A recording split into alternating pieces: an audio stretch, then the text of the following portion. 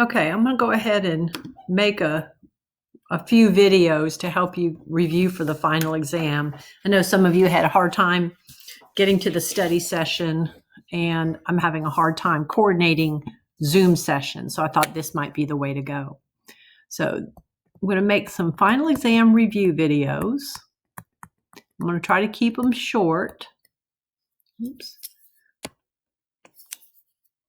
You can use these to review for the chapter tests that you're going to retest on. Final exam review videos. Okay. And you can use them to review for the final exam. All right, so let's just start with chapter 1.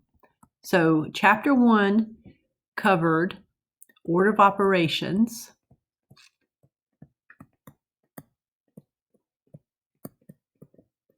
Okay, so that's PEMDAS, but PEMDAS was trickier than we realized. We use PEMDAS thinking that'll help us remember the order, but don't forget to put a circle around the MD and around the AS. You do those as they occur from left to right, okay? So you do those two as they occur from left to right. What I mean by that is that multiplication does not come before division. Those two happen as they occur from left to right, okay? Same thing with these two, as they occur from left to right. All right.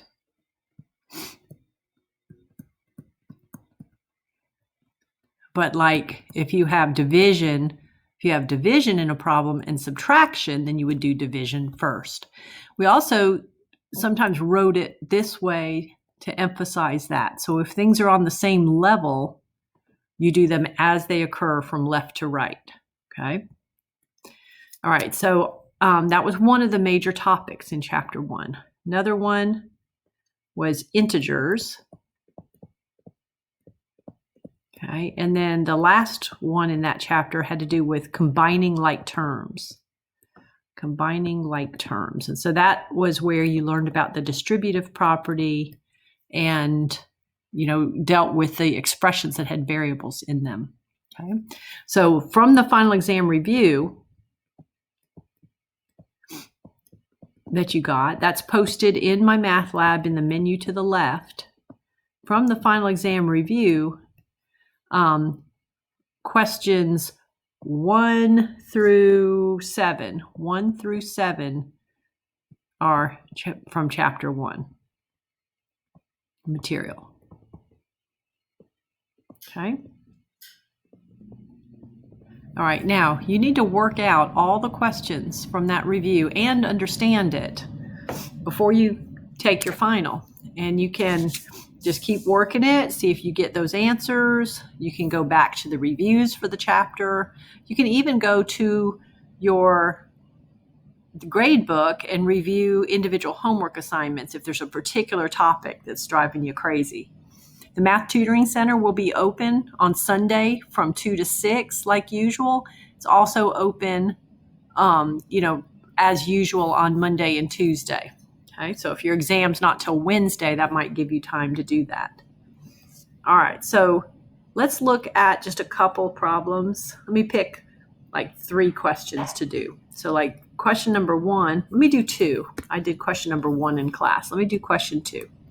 Question number 2 is 6 plus 7 times the quantity 3 squared minus 1, all divided by 6 times 2 minus 8. So when we do these, we usually do a little on top and a little on the bottom. So do you see how we have parentheses on top? So we'll work that out first. So I'm going to work on the top part a little bit. So don't add the 6 and 7 and say 13. You can't do that because this multiplication takes precedent over that addition. You should do the squaring. Okay, then you should subtract 1, do the subtraction. Then you should do the multiplying, and then you should do the addition. That should be the very last step. So we're going to leave the 6 plus 7, do 3 squared, and remember that 3 squared would equal 3 times 3. So that's going to be 9 minus 1. All right, so we did a little bit on top. Now I'm going to do a little bit on the bottom. So there I would go ahead and do the multiplication and get 12 and then subtract 8. Okay. All right, so again, don't do 6 plus 7 and say 13. You have to do, you can distribute here the 7 to both, but since these are numbers that you can combine, I'm just going to combine and do 9 minus 1 is 8. And then 12 minus 8 is 4. So I keep on working until I get things completely simplified. Now I got to do the multiplying before I do the addition. So that would be 6 plus 56 over 4, which is 62 over 4. All right, and that needs to be simplified. Since they're both even, I know they're divisible by 2 for sure. So I'm going to do that, and I get a 31 on top over 2. You should typically leave your answer as a fraction in simplest form so that you don't wind up rounding when you really shouldn't. Okay. All right, let's do one that's from the evaluating one. So the directions on this said simplify, right? You're just simplifying. Okay. Then let's go ahead and look at question number, say, 4. I'm just doing a few. You should do all of them. Okay. So you have 2x squared. Let me write what it was. It was 2x squared plus 6y, and then it said x equals 4 and y equals 10. Okay. So I'm going to put a 4 where the x is, and that has to get squared. And then I'm going to put a 10 where the y is. And what's going on in between these is an understood multiplication, right? The parentheses there indicate multiplication. The squaring has to happen first because that's an exponent. That would be the first thing you do. And 4 squared would be 16. You should not do 2 times 4 first. You should do 4 squared. So 4 squared would be 4 times 4, which gives you the 16. And you still have 2 that you got to multiply by that.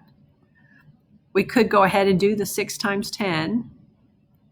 We need to do the multiplying before we do this addition anyway, so we could get the 60 there, then multiply 2 times 16, which would be 32, and 32 and 60 would be 92. Okay? All right, so answer there would be 92. All right, now let me show you that in here in my math lab, over on the left, you've got the final exam review and the final exam review answer key. So I also passed out a hard copy if you were in class. Make sure everything's here. Let's see. Yeah. I'm just not thinking I'm getting the answers that I remember getting. Okay, so 4, for some reason, I'm not getting the same answer as I got there. That's why I wanted to go look at it. So let me check and make sure I wrote the problem down correctly. All right, so on this problem, it was 2x squared plus 6y. X equals 4, and oh, you know what? It said y was negative 10. So let me throw a negative in there, and I'll make my changes in a minute. So back to number 4, I miscopied the problem right there. It was supposed to be negative 10. So that means this would be minus 60.